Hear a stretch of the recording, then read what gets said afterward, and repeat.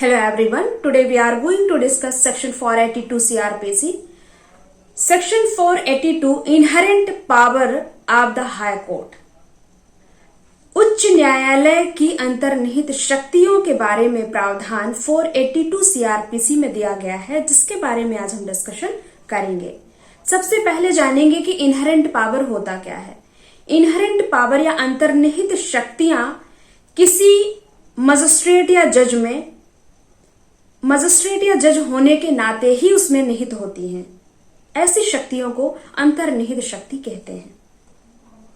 लेकिन 482 में सिर्फ हाईकोर्ट को ऐसी पावर मिली हुई है, ऐसी शक्ति मिली हुई है जिसे अंतर्निहित शक्ति कहा जाता है। तो ये शक्ति कब यूज होती है, कब यूज कर सकेगा हाईकोर्ट?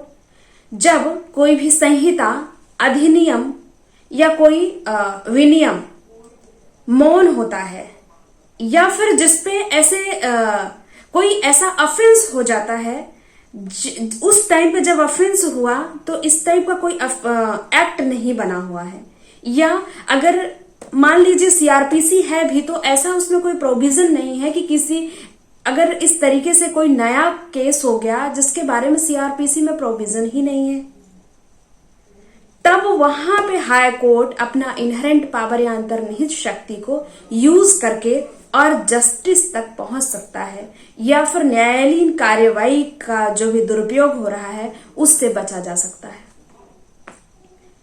तो इनहेरेंट पावर कब कैसे यूज होना चाहिए, ये कोई आर्बिट्ररी पावर नहीं है कोर्ट की। उसमें भी सुप्रीम कोर्ट ने लिमिटेशन लगा रखी है अपने एक जजमेंट के थ्रू, उस जजमेंट का नाम है Madhu Limaye versus state of Maharashtra 1978। चलिए इस केस को डिस्कशन करने से पहले हम ये बता दें कि कब यूज करेगा कोई भी हाई कोर्ट इनहेरेंट पावर को या अपनी अंतर्निहित शक्ति को, जो कि 482 में उसे मिली हुई है। तो जब ऐसी कोई संहिता यानी सीआरपीसी, ऐसी कोई संहिता नहीं, ये जो सीआरपीसी है, क्रिमिनल प्रोसीजर कोड है, दंड प्रक्रिया संहिता है, इसके उपबंध को प्रभावी बनाना हो, इसके तहत, इस संहिता के तहत कोई ऑर्डर दिया गया हो, तो उस ऑर्डर को प्रभावी बनाने के लिए इनहेरेंट पावर का यूज कर सकता है। ये पहला है शर्त इनहेरेंट पावर यूज करने के लिए। दूसरा है कि न्यायालयीन कार्यवाही का दुरुपयोग हो रहा हो तो उसको प्रिवेंट करने के लिए, उसको निवारित करने के लिए भी इनहेरेंट पावर का यूज किया जा सकता है। थर्ड है कि न्याय तक पहुंचने के लिए हाई कोर्ट इनहेरेंट पावर का यूज कर सकता है। किसी भी तरीके से न्याय तक पहुंचने के लिए हाई कोर्ट अपनी अंतर्निहित शक्ति का प्रयोग करके और न्याय तक पहुंच सकता है, जस्टिस तक पहुंच सकता है। ये तीन चीजें ही हैं जब कोई भी हाई कोर्ट इनहेरेंट पावर को यूज कर सकेगा। पहला तो इस संहिता के तहत दिया गया आदेश को प्रभावी बनाने के लिए, दूसरा है न्यायालयीन कार्यवाही का दुरुपयोग निवारित करने के लिए, तीसरा है न्याय तक पहुंचने के लिए। ध्यान रखिएगा, तीन ही रीजन है 482 में जिसकी वजह से इनहेरेंट पावर का यूज हाई कोर्ट कर सकता है।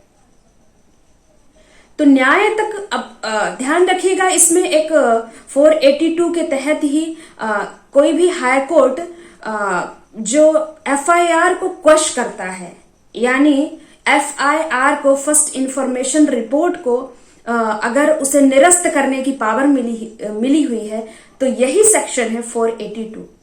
हालांकि इस पे मैं एक बड़ा वीडियो बनाऊंगी, एक न्यू वीडियो बनाऊंगी, जबकि एफआईआर को क्वश किया जा सकता है या फिर उसका खंडन किया जा सकता है, या एफआईआर को कब निरस्त किया जा सकता है।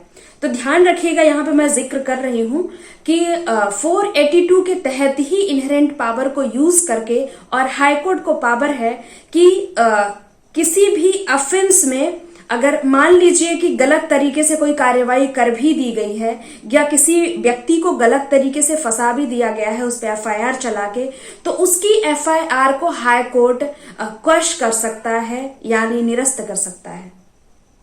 यही न्यायालयीन कार्यवाही का दुरुपयोग निवारित करने के लिए वो एफआईआर को क्वश कर सकता है या अपनी अंतर्निहित शक्ति का यूज कर सकता है। फिर मैंने कहा था आपको कि Madhu Limaye versus state of Maharashtra 1978 का केस मैं डिस्कस करूंगी।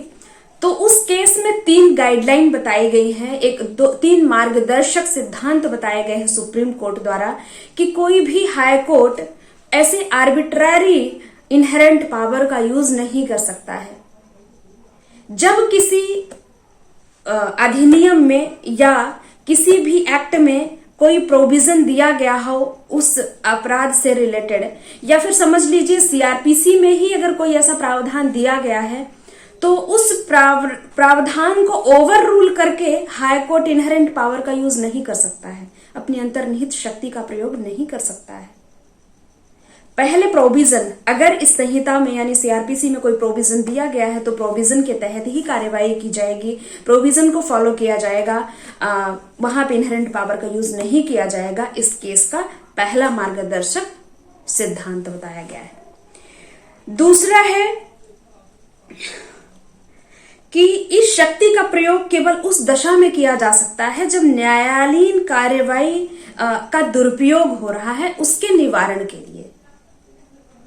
जुडिशियल प्रोसीडिंग का यूज गलत तरीके से दुरुपयोग हो रहा है, यानी यूज नहीं मिसयूज हो रहा है, तब उसको निवारित करने के लिए हाई कोर्ट इनहेरेंट पावर का यूज कर सकता है। वही जैसे कि एफआईआर वाला हमने एग्जांपल दिया था कि एफआईआर अगर गलत तरीके से किसी व्यक्ति को फंसा दिया गया है, उस पर एफआईआर दर्ज कर दी गई है और बाद में पता चलता है, इवन डिसीजन के बाद भी पता चलता है, तो भी उसके एफआईआर को क्वैश किया जा सकता है।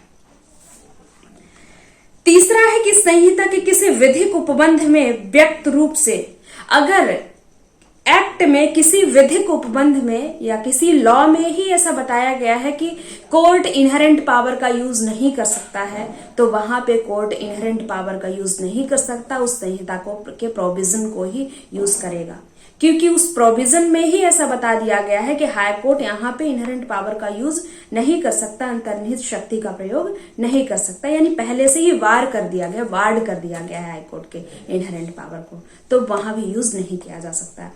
इस मार्गदर्शक तीनों सिद्धांतों को फॉलो करना ही होगा हर हाई कोर्ट को अपनी अंतर्निहित शक्ति का प्रयोग करते वक्त। तो ध्यान रखिएगा, इनहेरेंट पावर पे आज इतना ही। नेक्स्ट वीडियो हम लेके आएंगे और जिसपे कि एफआईआर की क्वेश्चन के बारे में बताएंगे, और तब तक आप मेरा वीडियो देखते रहिए। और मेरा वीडियो अगर आपको पसंद आए तो please like, share and subscribe करना ना भूलें।